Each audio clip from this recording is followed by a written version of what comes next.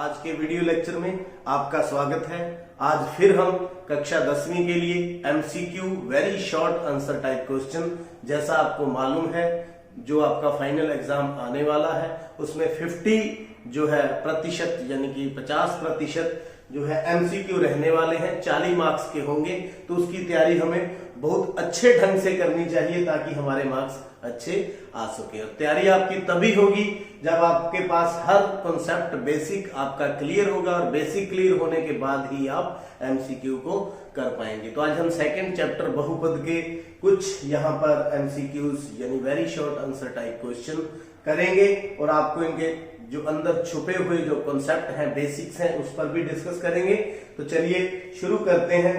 जो हमारा पहला क्वेश्चन है, निम्न में से कौन सा बहुपद नहीं है। पहले तो हमें मालूम होना चाहिए बहुपद कौन सा होता है और बहुपद कौन सा नहीं होता।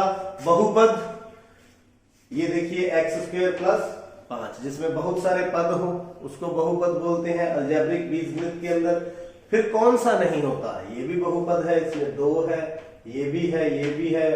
अब सोचना है भी कौन सा नहीं है। तो देखिए बहुपद की एक घात होती है, तो घात फ्रैक्शन में नहीं होनी चाहिए, भिन्न में नहीं होनी चाहिए। ये देखिए √ वर्गमूल, इसका मतलब क्या है, घात कितनी है 1/2।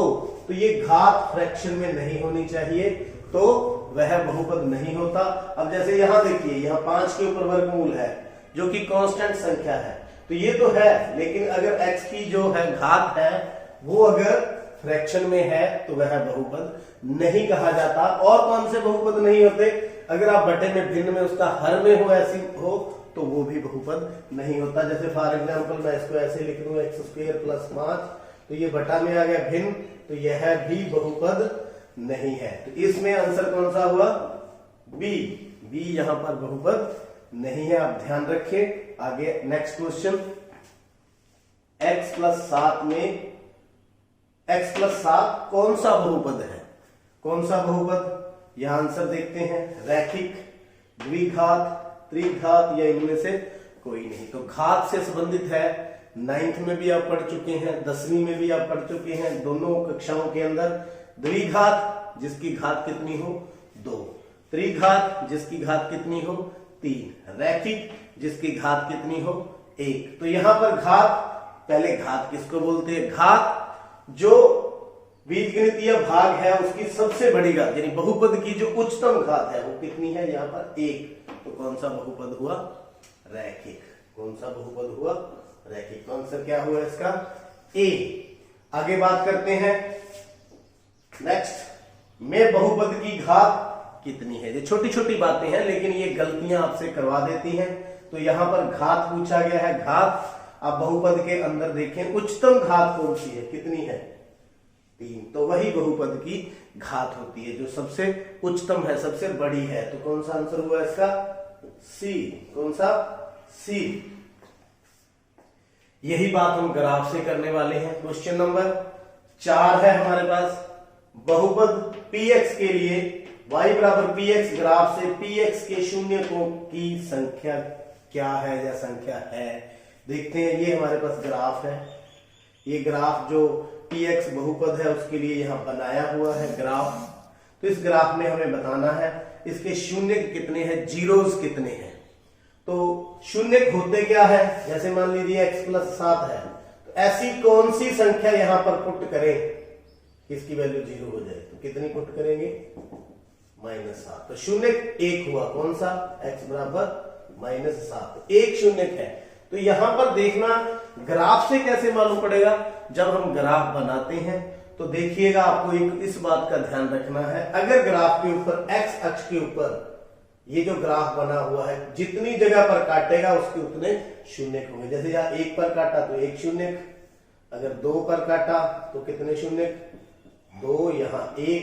तो यहां पर देखिए कितनी जगह पर काट रहा है, x अक्ष पर 1 पर, कितनी पर, 1 पर। तो शून्य कितना हुआ, 1।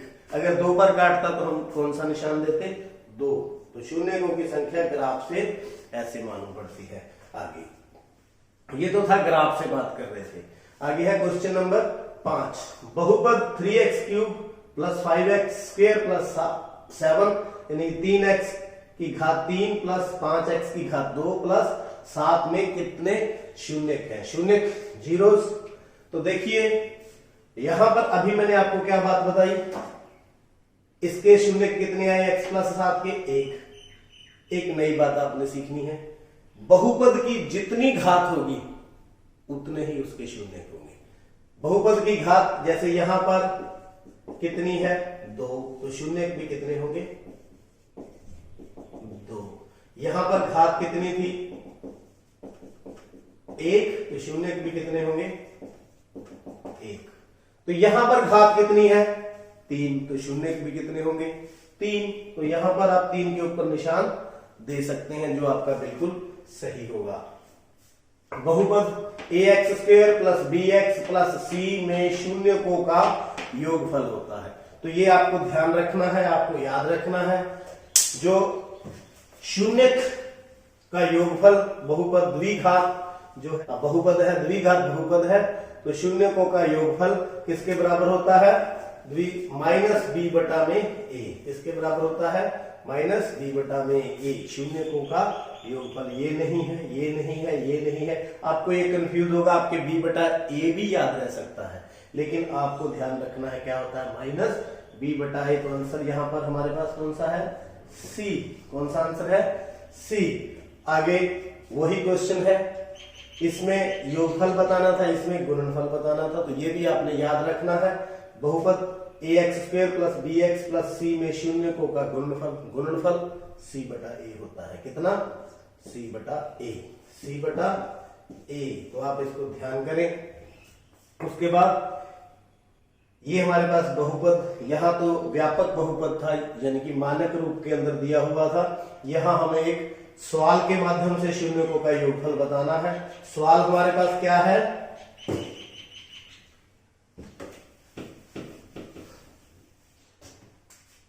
5x² minus 7x plus 6। तो इसके साथ अगर हम कंपेयर करें इसके साथ, तो यहां पर a की वैल्यू कितनी है? 5, b की वैल्यू कितनी है? -7 और c की वैल्यू कितनी है? 6। तो आपको पता है शून्यों का योगफल क्या होता है? माइनस बी बटा ए, यानी माइनस बी की वैल्यू -7 बटा में a। तो माइनस माइनस क्या हो गया? प्लस। तो आंसर कितना आ गया? 7 बटा में 5। 7 बटा में 5। इस क्वेश्चन में आप क्या गलती कर सकते हैं? आप जल्दबाजी में ये निशान भूल सकते हैं। आप सोचोगे माइनस बी बटा ए, यानी कि माइनस बी बटा या -7 बटा 5 पे निशान लगा दोगे, जो गलत है। आपको ध्यान रखना है इस निशान का, क्योंकि माइनस माइनस क्या हो जाएगा? प्लस। तो आंसर कितना आ जाएगा? 7 बटा में 5। तो उम्मीद है ये आपको समझ आ चुकी है। आगे बढ़ते हैं। Question number 9, 5x² minus 7x plus 6 में शून्यकों का गुणनफल है। देखिए ये क्वेश्चन आपको आता होगा, आपने बिल्कुल जल्दबाजी नहीं करनी। इस बहुपद के अंदर आपको पता है, इस प्रकार का जो बहुपद होता है उसमें जो शून्यकों का गुणनफल होता है वो किसके बराबर होता है? c बटा में a। अगर हम उसके साथ कंपेयर करें 5x² माइनस 7x प्लस 6, तो a की वैल्यू यहां पर 5 है, और क्या चाहिए? c की वैल्यू कितनी है? 6। तो आंसर कितना आ गया? 6 बटा में 5। तो जो है उसके ऊपर टिक कर दे, बिल्कुल जल्दबाजी ना करें, ताकि जो आपका मार्क्स है वो कहीं से जाए मत। आगे है क्वेश्चन नंबर 10, x प्लस 8 का शून्यक। अब किसी चीज का शून्यक ज्ञात करना है।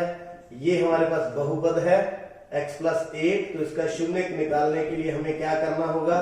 इसको 0 के बराबर लिखना होगा, और x की वैल्यू कितनी आ जाएगी? 8, -8। इसको उठाकर ले जाएंगे तो -8 आ जाएगा।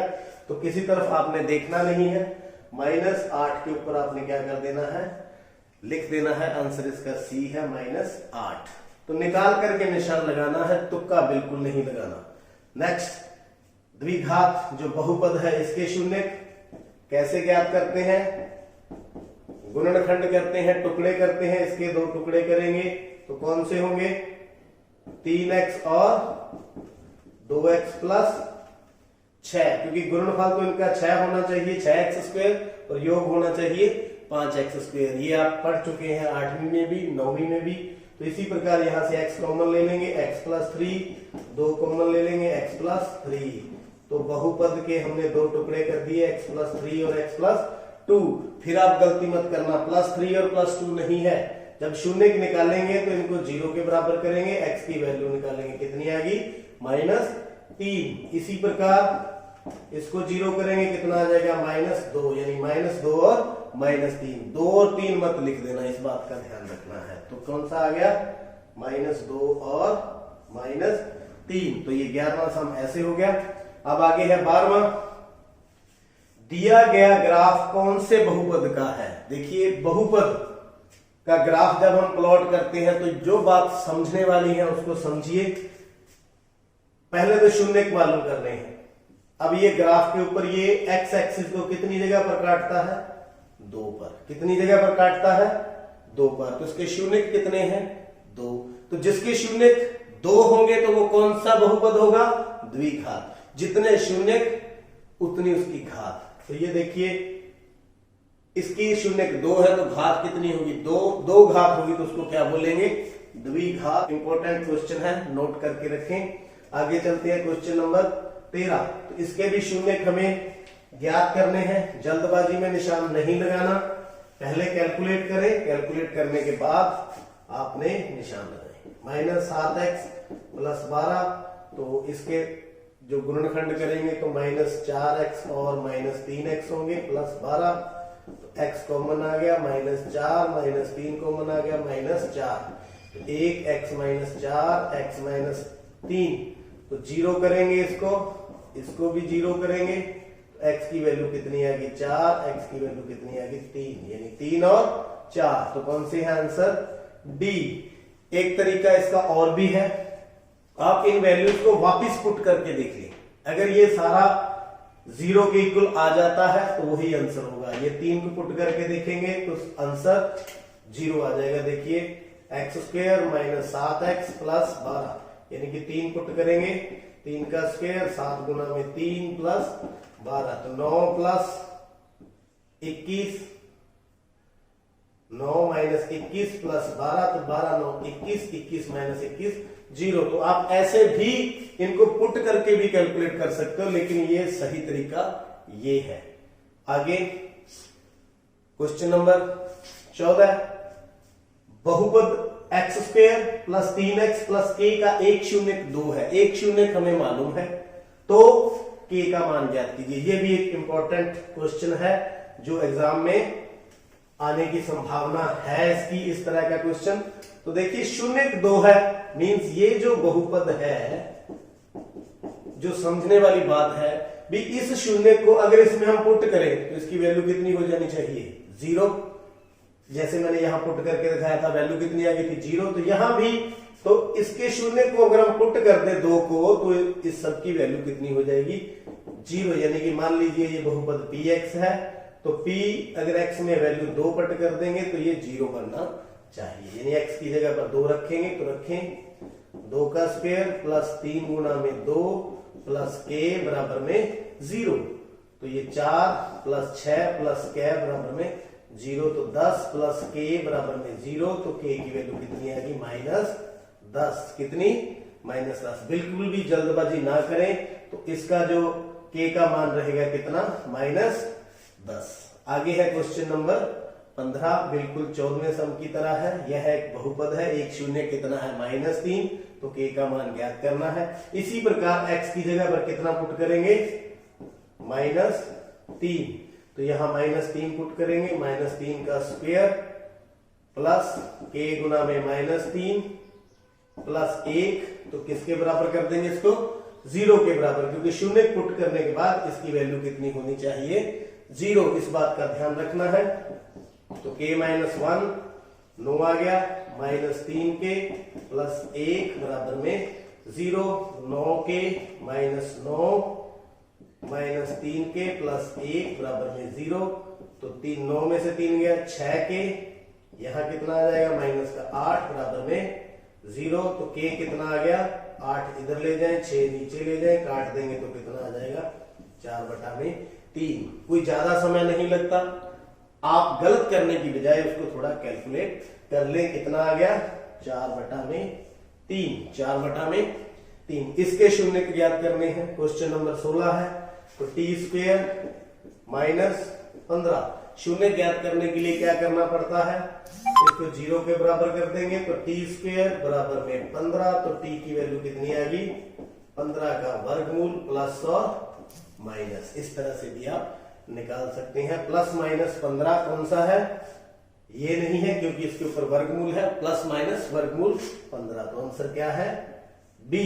तो उम्मीद है ये जो सम है आपके लिए बहुत ही एग्जाम के अंदर लाभदायक सिद्ध होने वाले हैं। आप इनको देखें, समझें और करके देखें। बस जल्दबाजी ना करें और चैनल को सब्सक्राइब करें। आपका बहुत बहुत